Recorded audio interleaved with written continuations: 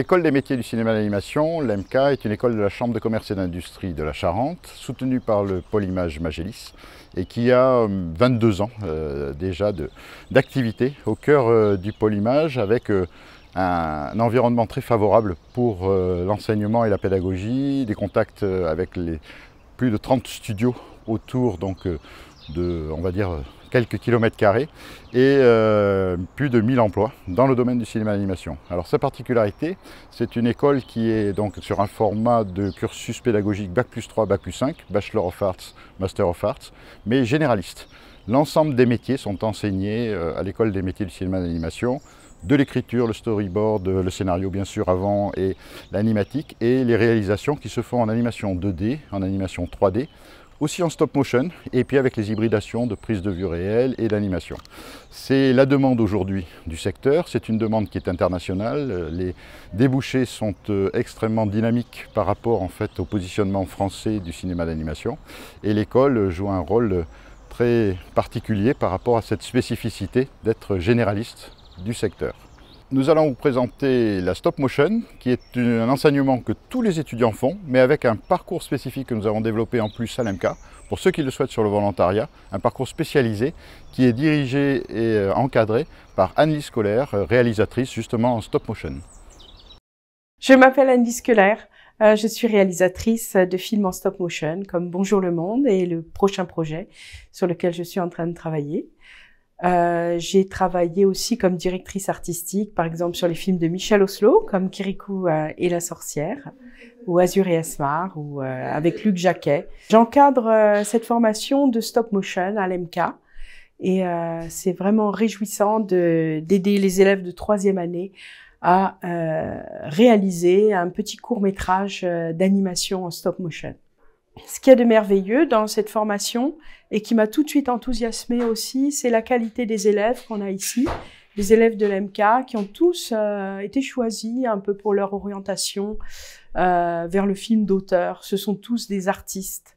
Et ça, c'est extrêmement plaisant à voir parce qu'ils ont tous des projets qui sont très engagés, qui sont très différents, avec une grande exigence esthétique. Et le plaisir de cet atelier aussi, c'est de ne pas faire juste un exercice technique d'apprentissage de la stop motion, mais de permettre aux étudiants d'épanouir une recherche artistique dans un atelier de stop motion. Donc on a actuellement 7 plateaux d'animation en stop motion avec des étudiants qui tournent, qui construisent. Donc on a 7 projets magnifiques en cours de réalisation. Voilà, l'école est très engagée, il y a du matériel à disposition. Il y a aussi beaucoup d'intervenants. Voilà, c'est vraiment une formation qui est ouverte sur les métiers de la stop motion.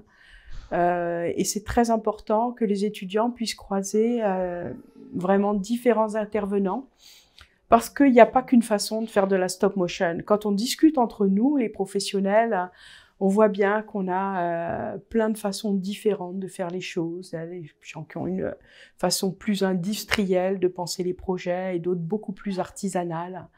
Et donc il faut que les étudiants puissent un peu se faire leur idée de ce qui se fait et trouver leur place dans cet univers et créer leur place puisque ce sont des créateurs avant tout et qu'on espère avec cette formation permettre un grand essor à la stop motion et donner envie à plein d'artistes d'en faire. Donc dans cette formation, on apprend énormément de choses qui sont nécessaires pour les films de stop motion. Bon, d'abord, il y a l'aspect de mise en scène, bien sûr, la façon de raconter une histoire. C'est toujours à la base de tout ce qu'on veut transmettre à l'EMCA. Faire un vrai film, pas juste un exercice. Mais il y a aussi, après, toute la fabrication, toutes les étapes de fabrication qu'on va mettre en œuvre. On va commencer à penser à la scène. Donc, penser la scène, vous voyez, une scène, c'est du volume. Donc, c'est pas juste quelque chose à dessiner.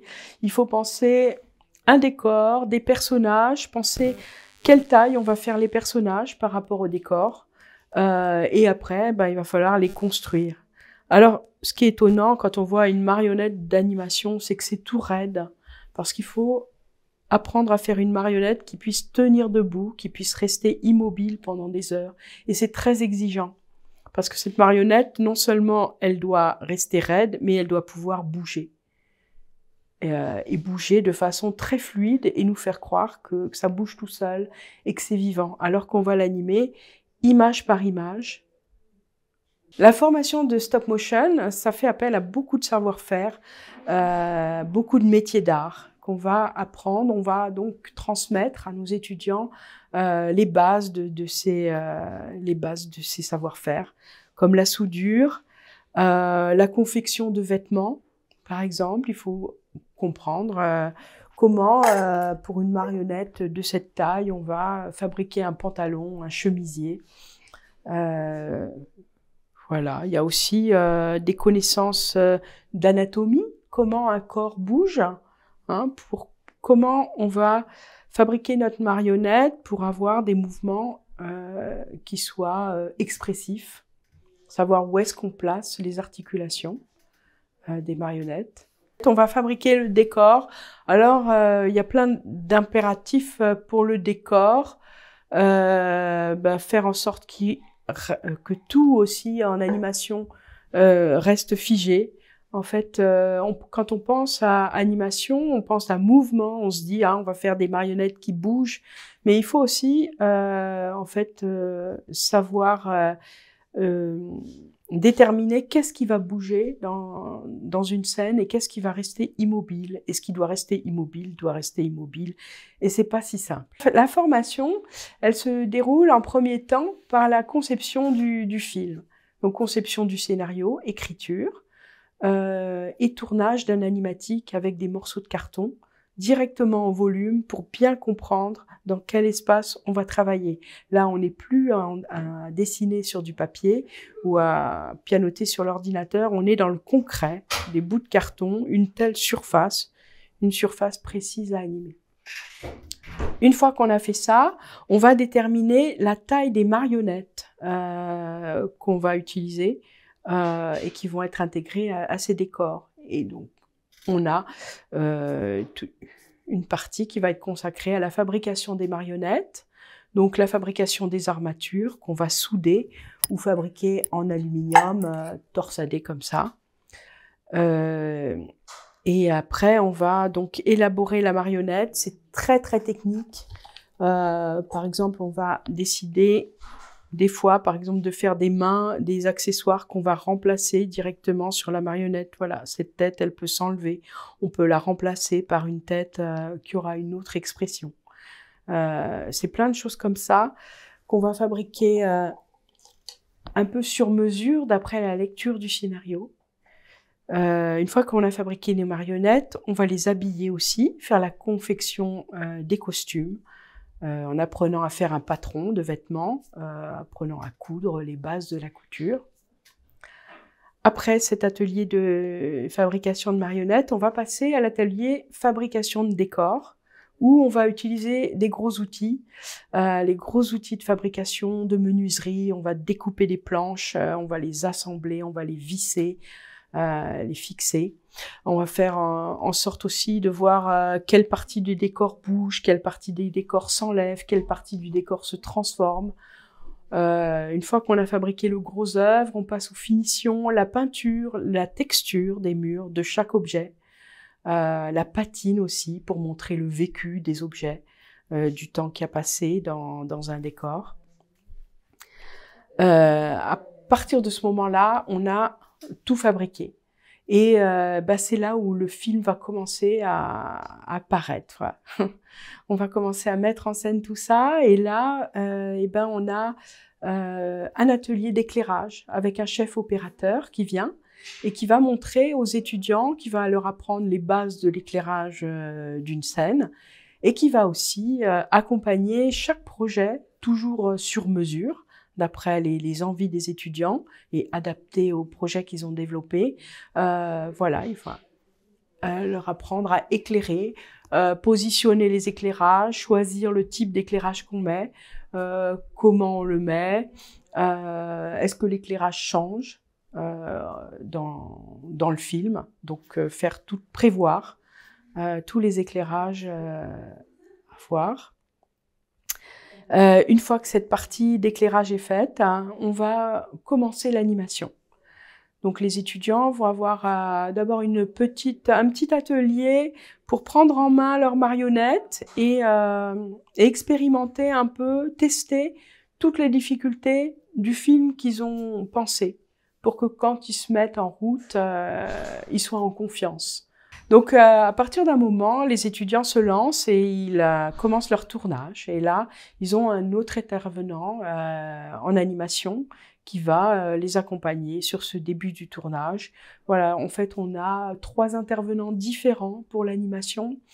Et c'est assez formidable de voir comme chacun, c'est vraiment des professionnels qui ont un long parcours dans l'animation stop motion et chacun va transmettre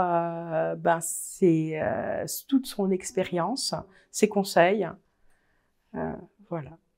Et après, une fois que le tournage est fait, donc les étudiants, il y a bien sûr aussi toute la partie de son qui est importante, qui va s'intégrer au projet, et la partie de montage et de finition du film. Dès le début de l'animatique, on choisit les cadrages, et puis quand le chef opérateur est là, on va être plus subtil sur les cadrages, quelle focale, voilà, avec quel objectif on prend. Pour filmer, avoir un arrière-plan flou, avoir un arrière-plan net, avoir une scène...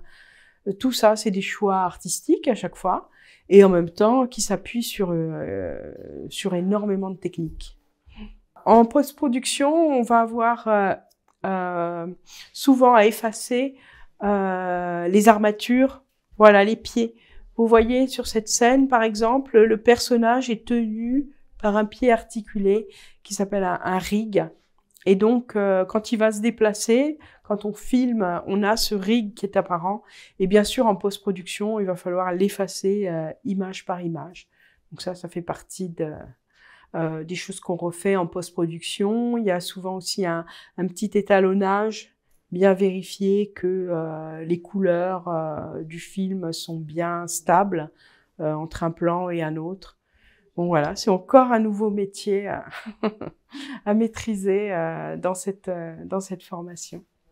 Alors cette animation stop motion, en fait, c'est passionnant aussi parce que ça nous ramène au début de l'histoire du cinéma. En fait, le cinéma d'animation, ça a commencé en stop motion, et donc c'est une technique très traditionnelle. Faire bouger un objet devant la caméra, faire croire qu'il se déplace tout seul, c'est aussi ancien que le cinéma. Mais alors, c'est pas une technique vieillotte du tout. C'est une technique ultra contemporaine parce que la stop motion, on peut tout faire avec ça. C'est quelque chose qui est de plus en plus utilisé dans le cinéma. C'est une technique aussi qui s'hybride beaucoup avec les autres techniques, la 3D. En fait, tous les aspects les plus technologiques, les plus pointus de l'animation contemporaine. Voilà, c'est très complet comme cinéma.